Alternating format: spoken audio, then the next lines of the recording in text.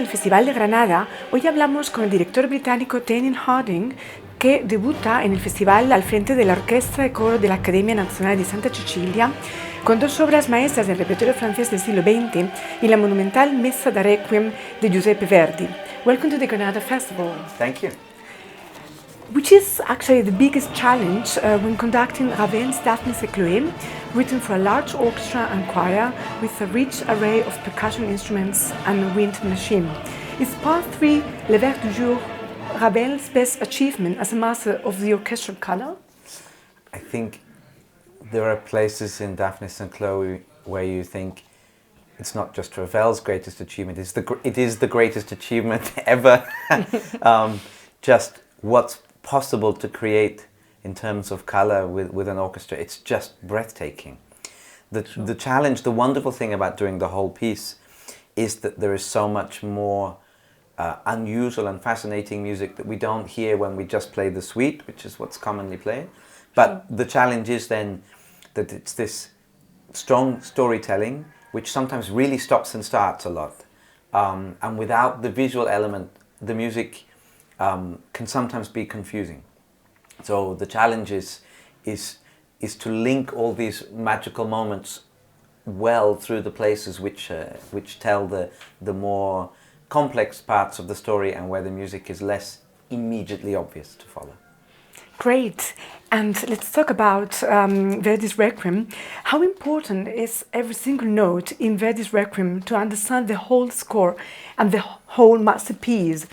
It's different to perform the score, it's difficult to perform the score as it's written when Verdi asks for a 4p pianissimo.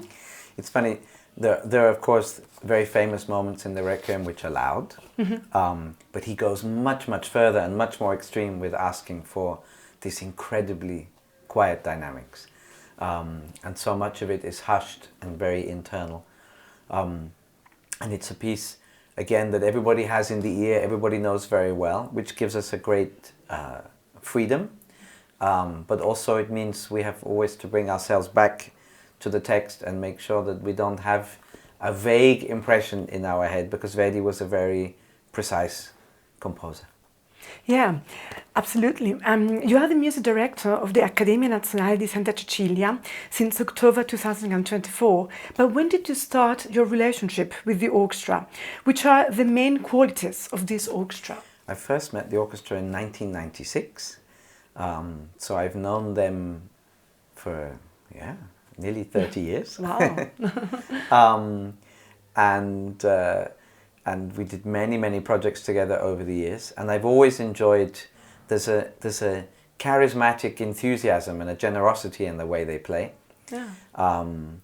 And it's fun for me to combine their natural exuberance with my sense of discipline and precision about what's written in the score, and I think the combination makes something which I hope combines the best of both.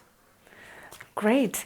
And just a last question. In the past years, you have had a parallel career flying for Air France.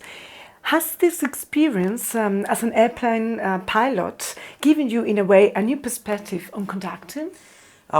Maybe not a musical perspective, but the teamwork that we have in flying and the mental discipline, it's all very useful for the parts of conducting which aren't strictly musical, but which are about dealing with people and kind of mental organization.